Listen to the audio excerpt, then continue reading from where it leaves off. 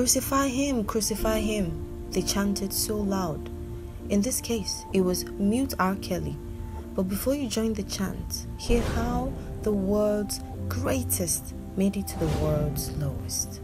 Anybody ask you who I am, just stand up tall, look them in the face and say,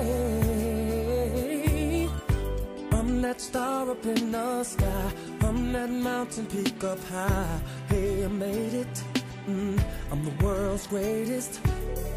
And I'm that little bit of hope. When my back's against the ropes, I can feel it, I'm the world's greatest.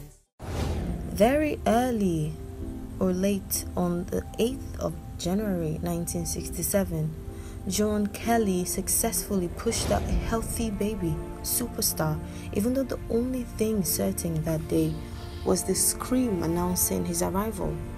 With moist eyes and so much joy, John named her baby Robert Sylvester Kelly in Chicago. Experience of a child between the ages of 0 and 7 can be very instrumental in the formation of who the child eventually becomes. R. Kelly was burdened with a great deal of life-challenging experiences. Each of these experiences left him with a demon to fight alone, starting with his mom having to play a double role as the provider, making her scarcely available, up to being abused by his own very family members. It would be some type of reason why we couldn't go outside and play with the other kids to keep us in the house. You know, she never kept me and Robert in the house at the same time. That never happened. It was me, and then Robert get to go out with Bruce, and then it was me and Bruce and Robert get to stay. At the verge of completing this delicate phase, as revealed by his younger brother, Carrie Kelly, their elder sister opens up a box of Pandora. Theresa Kelly invited the devil to a dance with Carrie and Robert, but leaves a linger with Robert, who was too ashamed and afraid to speak up. She was in a robe. Okay. And she opened up her robe, and she didn't have anything on the robe. And she told me to come over to her. Excuse me. And as a kid in my mind, I'm confused because I know this my sister. I'm 6. I know this wrong. And she's way older than me. Theresa, in the bid to explore her own sexuality, claimed Robert's virginity and introduced him to sexual activities. This became a major headliner in R. Kelly's life, and one of the things his cognition had to process alongside all other troubles he faced as a kid. The sexual abuse went on till he was 14, and one would imagine that it became the little Robert's normal at the time. She just took my head and put it down by her private part, and she told me to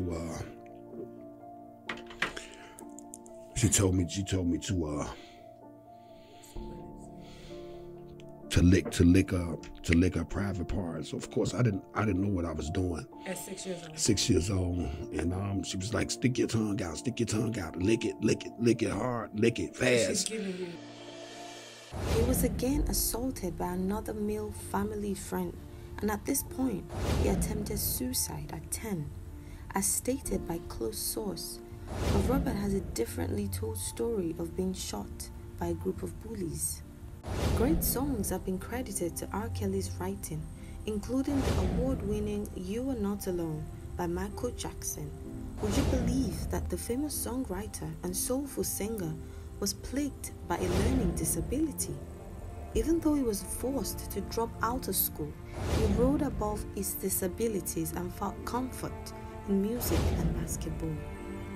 He believed he could fly, and fly he did. R. Kelly's singing ministry started in the church choir at 8, moved to the subways as a teenager with probably a hat for money, then to groups, and boom, into stardom. The first group he joined was the Musically Gifted Men with 3 other artists in 1989, but lasted only for its single and a talent show after. R. Kelly had begun to get attention in 1990, and Jive Record, which is one of the big boys in the industry, picked interest in him. At this point, he met the group Public Announcement, a team of Earl Robinson, Andre Boykins, and Ricky Webster. They teamed up and were signed into Jive Records.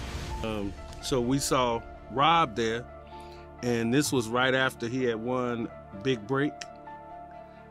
Is it Big Break? Yeah, Natalie Cole's Big Break. Yeah, Natalie Cole's Big Break. And he was with another group called MGM. And they broke up at that point. And he needed a group. Barry Hankerson had just started managing him and had took him to Jive, but they wanted him to come out. With a chance into limelight, young R. Kelly gave it his all and worked tirelessly in the studio, recording and writing songs, and the only thing mixing was basketball. By the time he started his tour, every show was sold out. He had dived into the R&B niche and had rolled to the top of the song chain. The first show we did, we performed 2 weeks before the album was released here in the States. We went to Europe. So we were over there 2 weeks doing nothing but shows, and every show over there was sold out. And when I say sold out, I mean like not even standing room. It's nothing that I don't think we've ever experienced. And it was so nice. R. Kelly had a great deal of sensual and sexual lyrics with a mix of R&B, hip-hop, soul, and the perfect voice to go. So would you say that you have a healthy relationship with sex? Sex is mentioned frequently in your lyrics. In many of the songs you talk about having sex with women, multiple women. Would you say that you have a healthy relationship with sex and that that is reflected musically? I would have to say this. I did not come here to get interrogated. I didn't come here for a deposition. You know what a deposition is? I'm very aware of what a deposition is. I'm asking you about your music. With me when I asked about your music. In R. Kelly's career as an artist so far, he released a total of 17 albums, had 274 nominations, and won 110 awards, including 3 out of 25 Grammys nominations. The tale of fame is so delicious, one would not have imagined a single stain on R. Kelly's name. He was a star, worshipped by his fans, so good they fainted at his performances. He began facing sexual allegations from as early as 1991. He rose amongst thorns in stardom, but abused, infected, impregnated, and ruined a couple of underage girls and young ladies. This is not me, y'all. I'm fighting for my life. Y'all killing me with this. I gave y'all 30 years of my career. Robert. 30 years of my career.